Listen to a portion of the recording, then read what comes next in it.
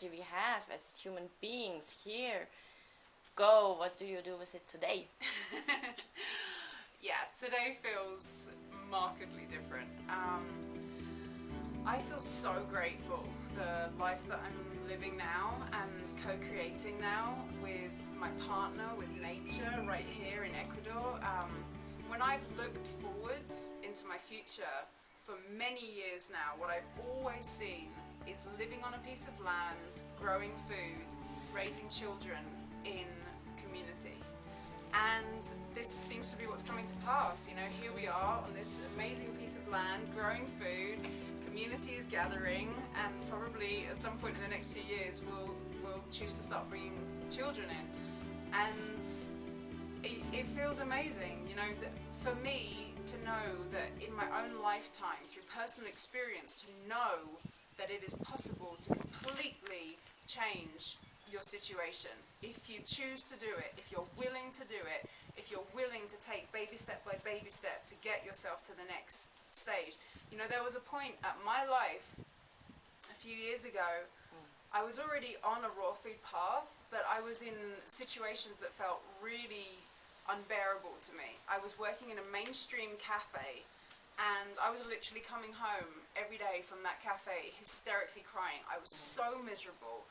I was really not enjoying what was going on in my reality. And I said to the universe, okay, I want to be sharing a raw food message. That's what I really want to be doing.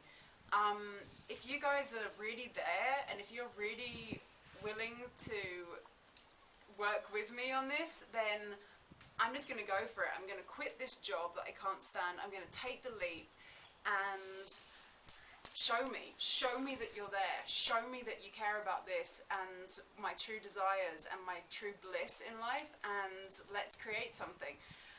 And it was scary, you know, it was really scary to do that, to just say, like, forget the 9-to-5 rat race world, I'm going to go and share this raw food message. But I did it, and, you know, here I am, apparently manifesting exactly what my highest vision for my reality looks like. So to experience that kind of thing in my actual personal life here has been hugely transformational. And moving onwards from here, you know, it's really just an expansion of this vision, because I feel like right now I'm just stepping day by day through the creation of this amazing reality here, and I don't even necessarily know where it goes from here, because this is what I've always seen. So, you know, who knows? And of course we're coming up to 2012, and who knows what's going to go on. But right now this feels very blessed and sacred to me to be here and experiencing what's going on here. Yeah, and also freeing. We don't necessarily have to know. That's yeah, that's another nice message. Yeah, but as you mentioned it, many people nowadays are turning their minds around 2012 with not only positive, inspiring messages. What is your feeling of this date? Or I'm intrigued by the energy around 2012. You know, it's coming closer all the time, and I don't necessarily feel so much for some particular major cataclysm to be occurring. Perhaps it will. I'm open to whatever happens, you know, and I'm excited about it as well. I do feel some resonance with the sense that there's going to be fewer humans at some point, and I'm okay with that. You know, whether we're manifested in physical bodies or not, there's always a part of us that's around, and there's a lot of amazing energies. So it's okay for me if there's fewer in physical form. For now, I prefer to be one that's still around in physical form in a couple of years, and I'm also okay if that's not how it works out. I feel that of many places in the world where I could be, I feel really glad to hopefully be here in 2012. Yeah, it feels very safer, you know, the water, the air, the soil, the food, the community. Yeah, it feels like of all the places I could be on Earth, this feels like a good choice of a place to be. And yeah, I'm just open to it, really, see what happens. I don't sit in fear around it. I don't, read for hours about it on the internet or anything. I'm just kind of, see what happens. Yeah. What would you say are little steps that people can do in their daily lives that make a huge difference for them and for the whole in the end? One would definitely be breathing deeper. I think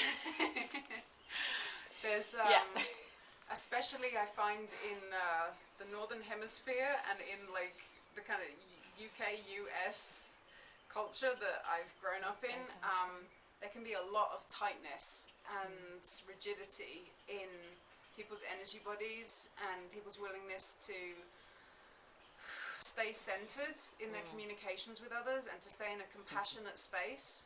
So my first action always in any situation where I feel a tightening in my energy is to stop and to breathe deeper. To just give myself literally that breathing room, to just breathe into it and to think, okay, what would love do in this situation? What would my highest vision, my highest version of myself do in this situation right now?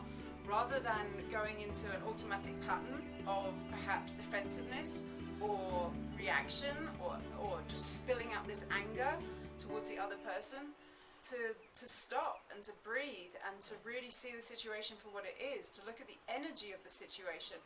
One of my favorite things to remind myself always is to not take things personally.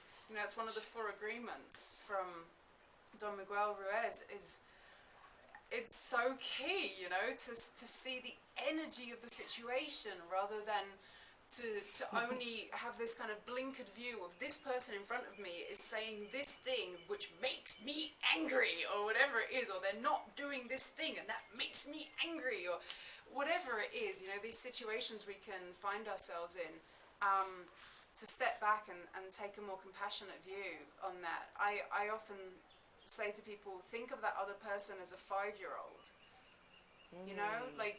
or like a 5-year-old version of yourself. How would you want to be treated? What are the golden rule, treat others like you would want to be treated. If you're in that situation and you're feeling angry or enraged about something, how would you want the other person to respond to create the most ideal outcome for everybody involved? So our communications, our connections with other people are so vital to how everything is unfolding here. So if we're willing to take that time, instead of going into those automatic patterns, just take that time and to consider more what might be a more loving response, a more compassionate response.